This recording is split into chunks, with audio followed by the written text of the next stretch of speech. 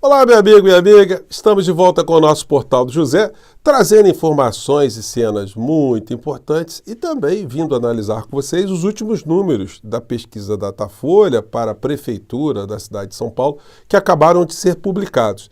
Como nós todos sabemos, o que está acontecendo na cidade de São Paulo, nesse processo político eleitoral de lá, não interessa apenas aos cidadãos da cidade de São Paulo.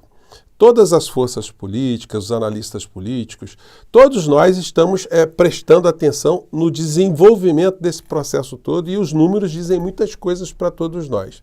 Eu vou conversar também com vocês sobre uma iniciativa que eu tomei hoje em relação a uma publicação que o Inelegível fez, apontando ali o seu dedo para vários foragidos brasileiros que estão na Argentina. Então isso merece algum tipo de iniciativa. Essa iniciativa, por parte desse cidadão que vos fala, foi tomada. Bom, eu espero estar contribuindo com esse processo todo e vou conversar com vocês sobre tudo o que está acontecendo. Antes de mais nada, quero convidar você, que está chegando agora no nosso portal, ainda não nos conhecia, para que você se engaje aqui conosco, se inscreva aqui no nosso portal, conheça também os nossos outros vídeos, participe aqui do nosso chat, mande seu comentário, dê o seu joinha e, se puder sempre, compartilhe os nossos vídeos para as pessoas que você conhece e também venha para o nosso clube de membros. Você que é muito bem-vindo e muito bem-vinda. Gente, os números que acabaram de sair, eu vou analisar com vocês de uma forma muito genérica, porque muita gente vai analisar, vai esmiuçar esses números, mas por mais que vocês esmiuçem esses números, eles não são capazes de explicar algo que está acontecendo há muito tempo aqui no Brasil. Se você faz uma leitura somente do problema que tem uma árvore, sem olhar como é que a floresta toda veio, onde é que está essa árvore, aí fica complicado, a gente comete muitos erros, né? Nos Estados Unidos, os advogados, quando se encontram ali diante de uma dificuldade muito grande, é muito comum eles usarem uma metáfora, uma brincadeira, que de um certo modo fez com que eu me lembrasse para a situação que está acontecendo hoje no processo político eleitoral aqui no Brasil. Dizem eles, ou fazendo uma charada, né? O que significa um advogado todo acorrentado no fundo do oceano? A resposta é um bom começo, um grande começo. Isso quer dizer o seguinte, que por mais que as situações estejam adversas, é possível você botar sua cabeça para funcionar para saber como se sair ou como se sai dessa situação, como encontrar alguma perspectiva. E hoje, por mais correntes que estejam puxando a gente para baixo no campo do progressismo, a gente tem que encontrar soluções e enfrentar essa história toda.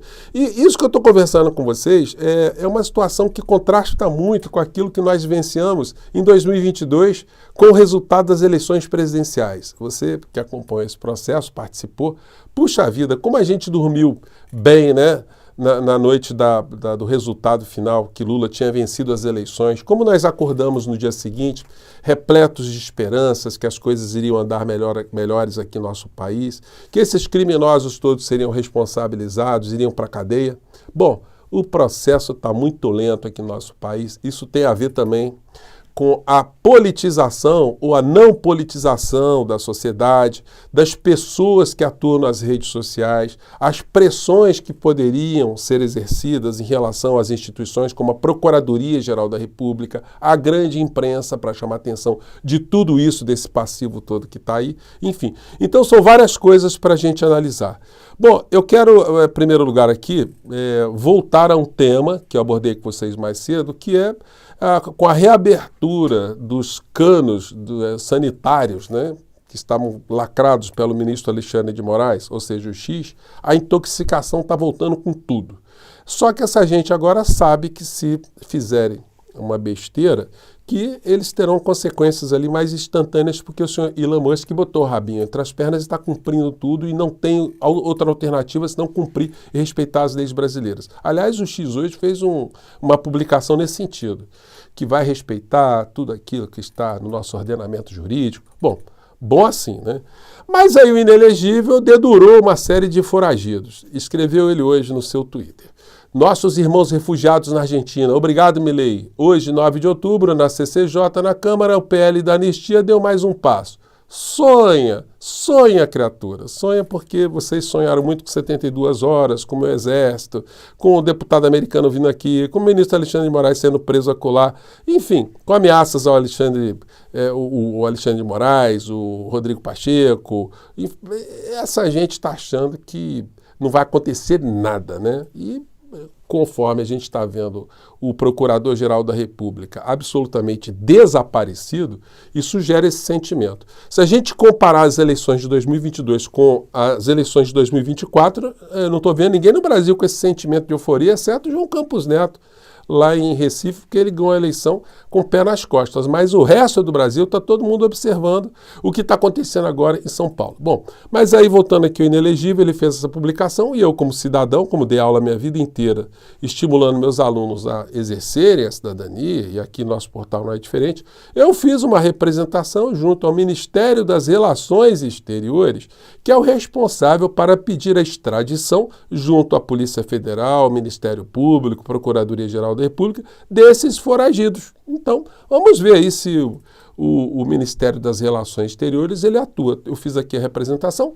está lá o protocolo 09002-023-20/2024-34. Vamos ver se eles vão falar tão rapidamente quanto falou o senhor Paulo Gonet para desbloquear o X.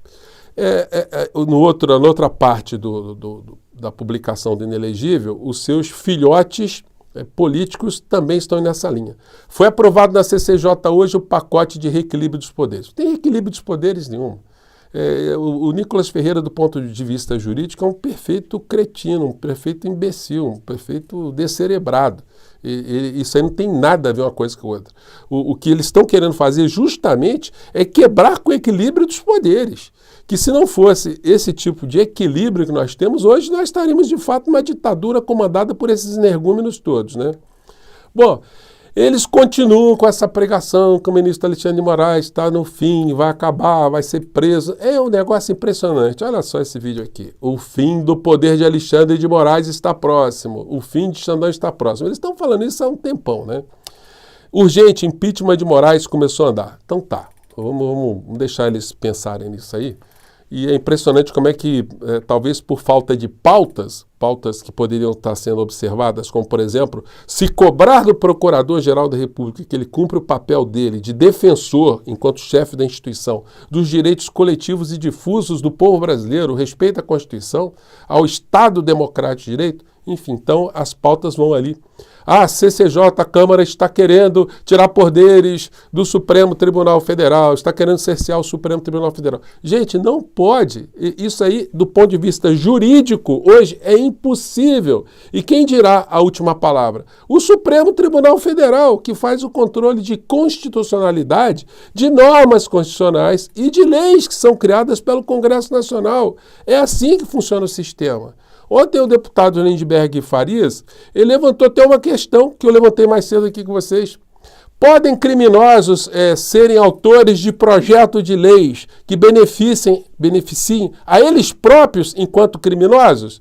Como dirá a corte do nosso país, quando um projeto de lei feito por criminosos para beneficiar os próprios, for apreciado, né? Então tem um vício aí de origem, um vício constitucional do artigo 37, fere o princípio da impessoalidade, isso para dizer o mínimo, né?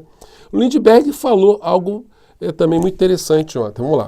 28, que dá poderes ao parlamento de sustar decisões do Supremo sobre controle de constitucionalidade.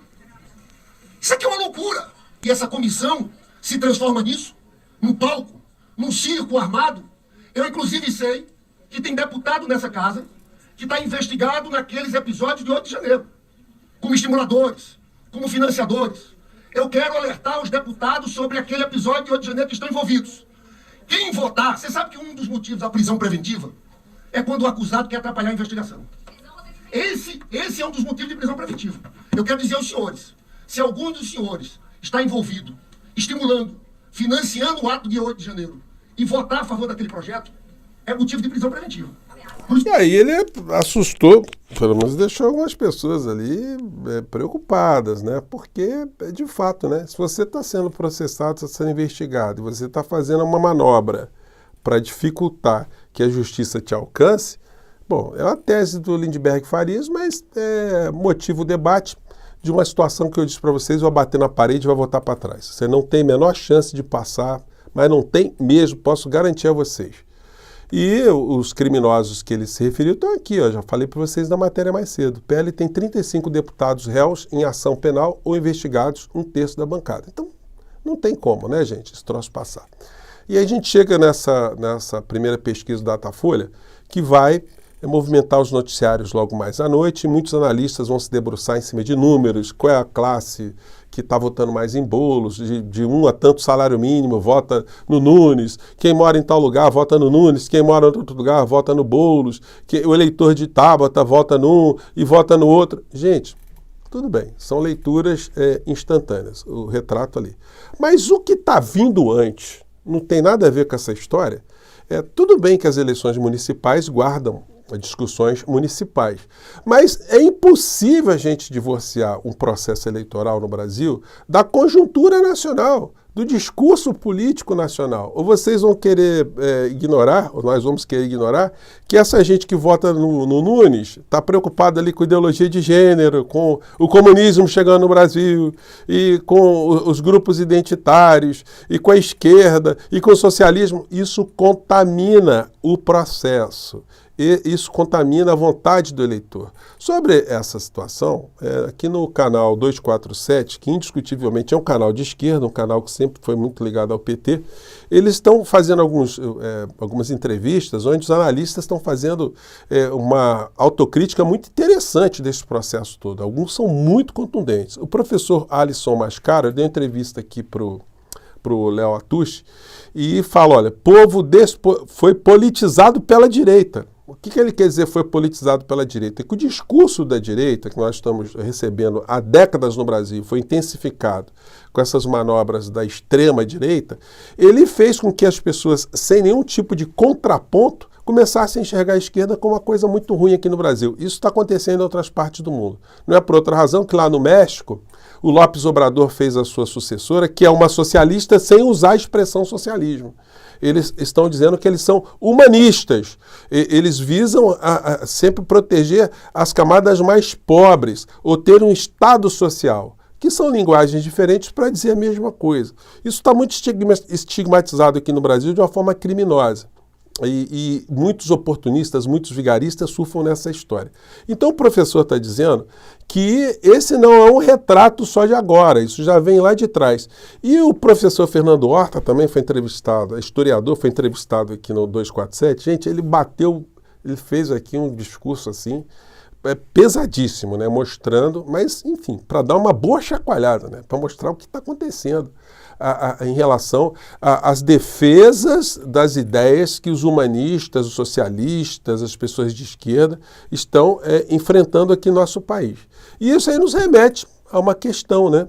Que não é possível, sem uma liderança ajudando a politizar a sociedade, estimulando todos os atores políticos, deputados, vereadores, internet, canais no YouTube, todos os canais.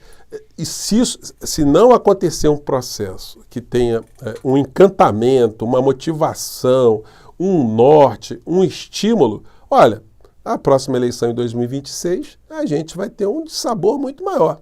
Então, nada como aquela metáfora dos advogados norte-americanos. Estamos numa situação amarrados, estamos vendo aí muito sucesso dessas forças extremistas no Brasil e no mundo, mas nós estamos, pelo menos com o presidente que nós elegemos, cuidando da administração do nosso país de situações estruturais. Então nós temos que fazer com que haja um enriquecimento político da sociedade com a participação daquele que chegou a duras penas à presidência da República. Então, simples assim.